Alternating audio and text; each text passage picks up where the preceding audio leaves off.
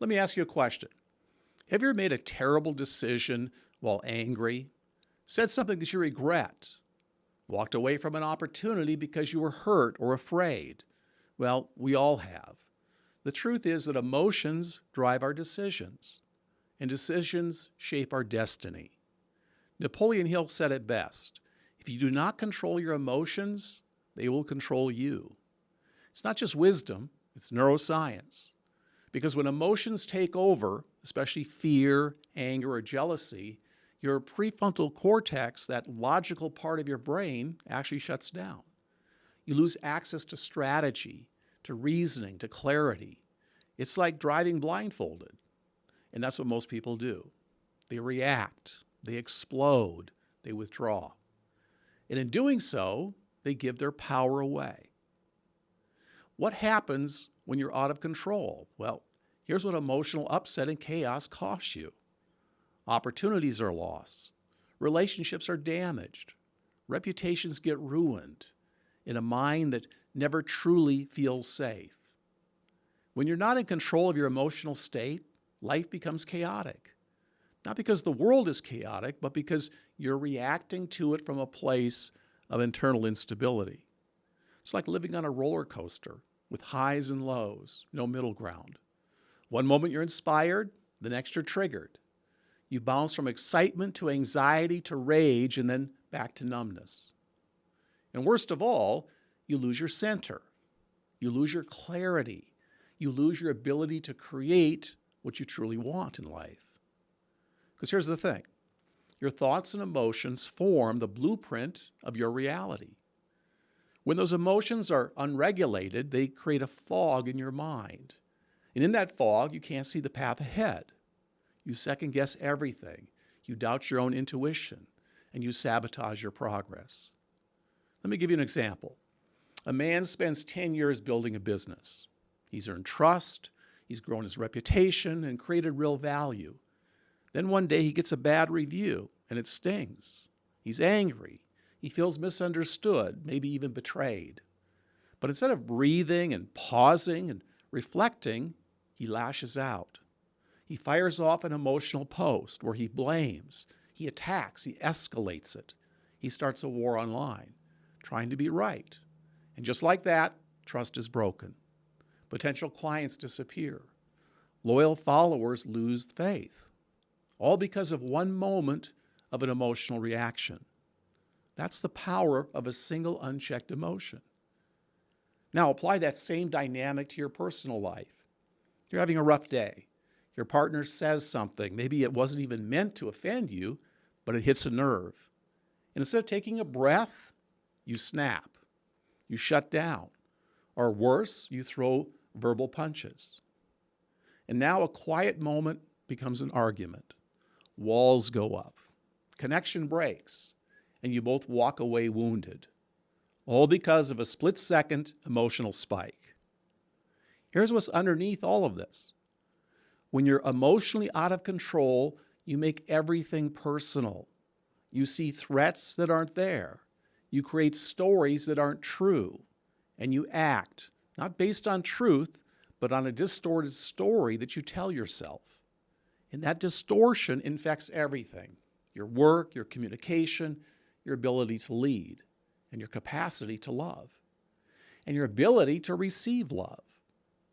Napoleon Hill said, you either control your mind or it controls you.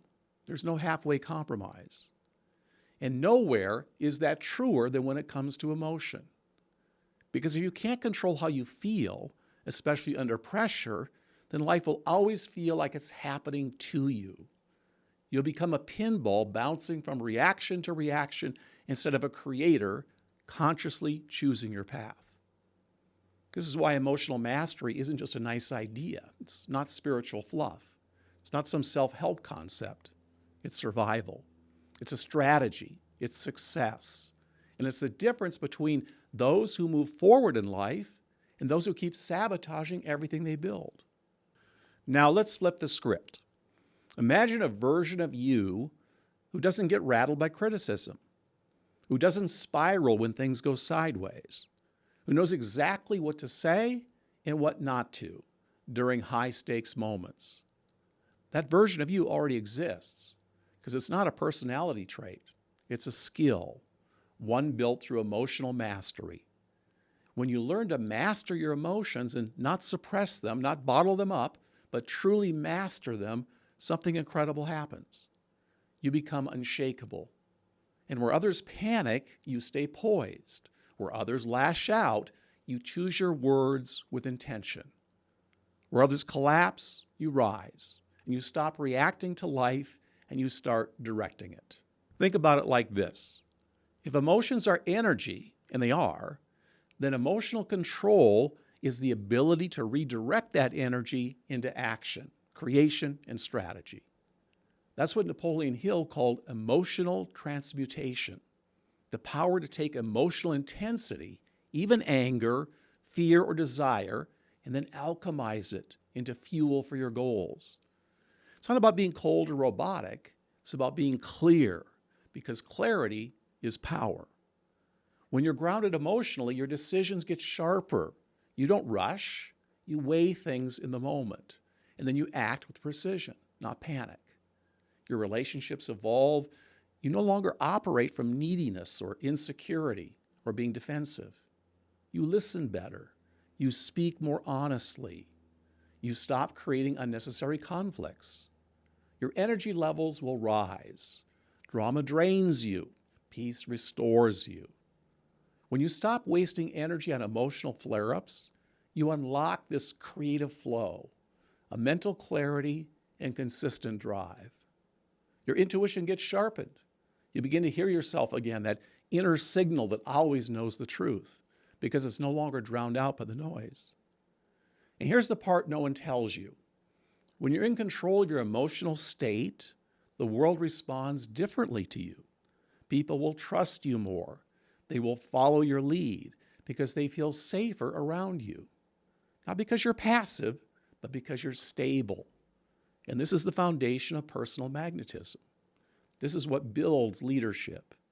And this is what creates long-term success. Because while others are triggered, you're tempered, you're calm, you're anchored. While others fight for control, you already have it within. Let's take a real-life scenario. Same stressful moment, same chaotic environment. Two people in a room together, raising their voices. Feeds the fire, and the other takes a breath, speaks clearly, stays centered, asks questions, and solves the problem. Which one do you want to be? Or even a better question, which one would you follow? That's what emotional control looks like. It positions you as the one others look to when things fall apart. Napoleon Hill taught that behind every great success story is a person who learned to master their inner world. Because the battlefield is never really out there. It's always in here. So, how do you actually get emotional control? How do you go from being reactive and overwhelmed to calm, clear, and in command? Well, it's not magical, and even with your unique personality, you can master it because it's training. Like any superpower, it's not something that you're born with, it's something that you build. Emotional mastery is a discipline that you train yourself to follow. And you don't need years of therapy or a mountain retreat in the Himalayas. You just need a system and a few daily habits that recalibrate your nervous system and rewire your patterns. Let me walk you through 5 simple but powerful tools. The first is the pause. This is your first and most powerful move. When something triggers you, when you feel the spike of heat or fear or frustration, pause. Just one breath, that's all it takes. And in that breath, you buy back your calm, your power. Most people never pause. They knee-jerk react, and they end up paying for it. But the pause, that 1 second can save your day, your relationship, or your reputation. Number 2, know your triggers. You can't master what you don't see. If you don't know what sets you off, then you'll always be vulnerable to emotional hijacking. Your boss raises his voice and your heart races. Someone criticizes you and you shut down. You get ignored, and suddenly you're spiraling into stories of unworthiness. But once you name the pattern, you take away its power. So write them down, track them, study yourself. Because when you know what trips the wire, you can disarm it before it explodes. That's how self-awareness becomes your main tool. Number 3, breath work. Your nervous system reset. Your breath is your steering wheel.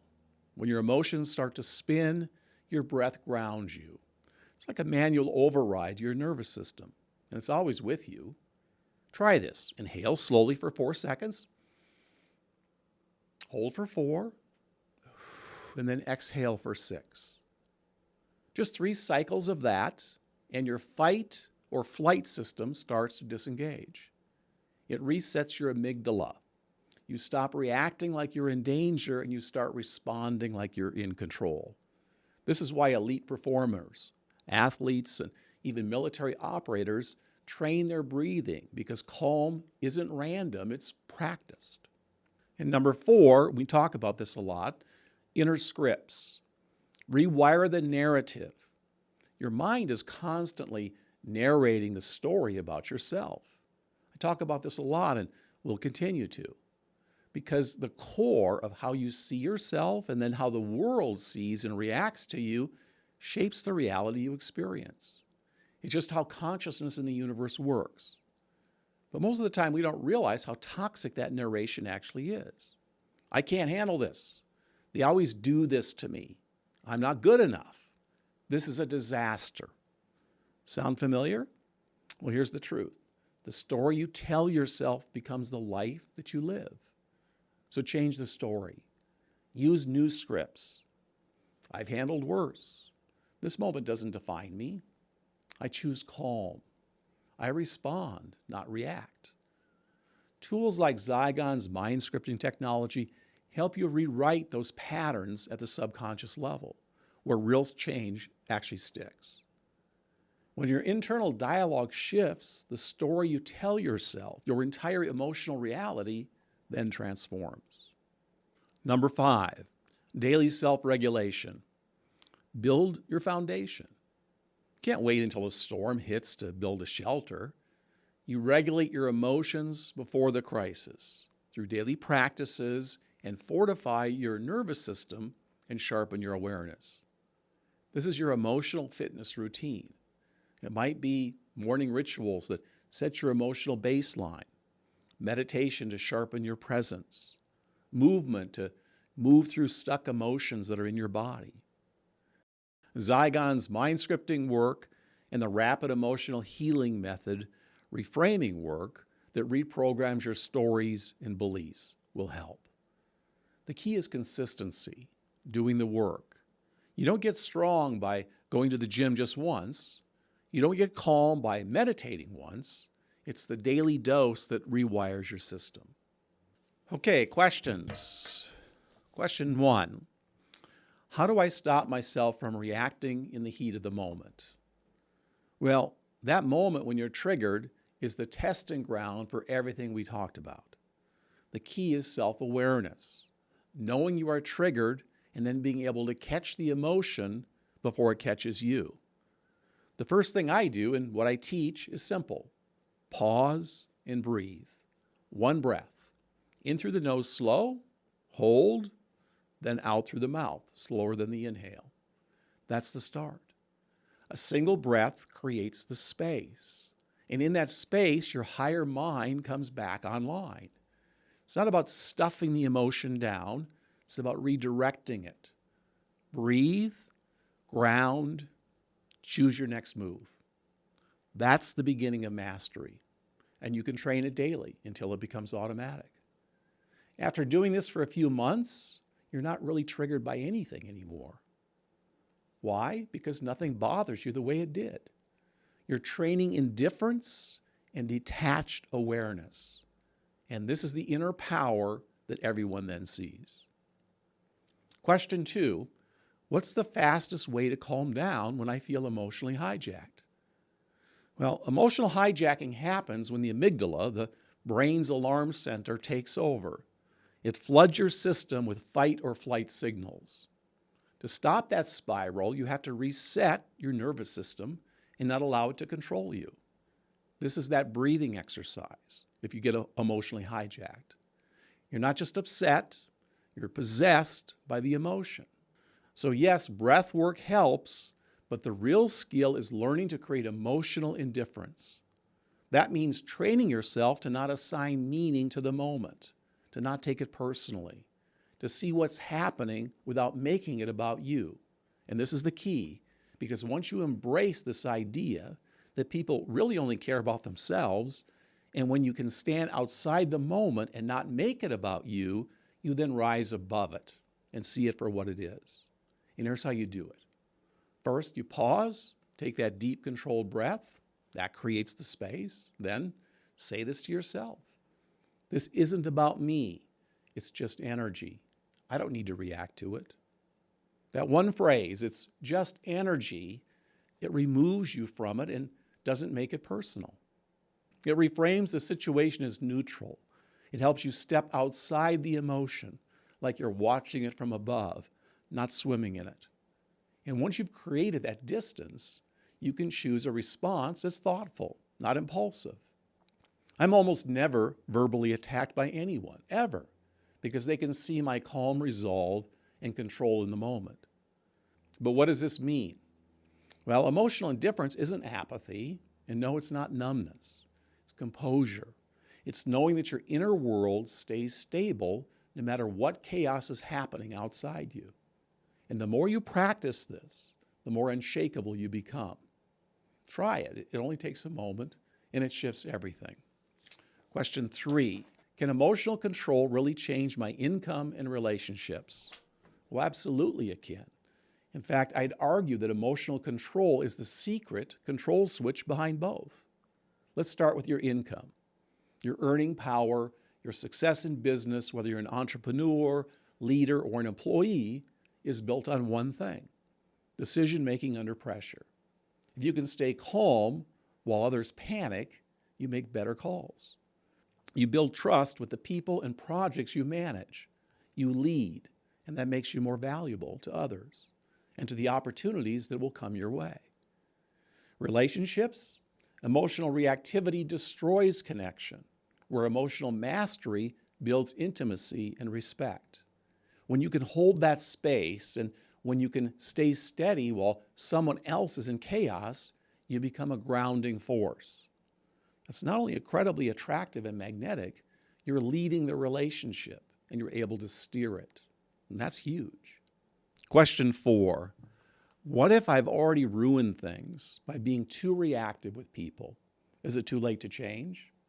No, it's never too late. And that's not a cliche. We all have moments that we wish we could take back, but here's the truth. People remember how you finish far more than how you started. So owning your past reactions with honesty and humility is a sign of growth. And when people see that you're evolving, that you're doing the work, that you're not the same person you were last year, they respond differently. You don't have to be perfect, but if you commit today to mastering your emotions and having self-awareness of each moment that you're triggered, you'll begin to rebuild trust. Everyone in your life will allow you to reset. You just have to do it. That's the power of rising above it and being detached from the external circumstances. See yourself as outside it. By not reacting impulsively to criticisms or setbacks, you maintain your composure and authority, commanding more respect from others. So I'll leave you with this. The strongest person in the room isn't the loudest. It's the one who doesn't need to prove anything because they're in control of themselves. That's emotional and personal power, and everyone in your sphere will feel it. And once you claim that, you stop becoming a victim of life and start shaping it. That's today's session. Thanks for showing up, and I'll see you on the inside.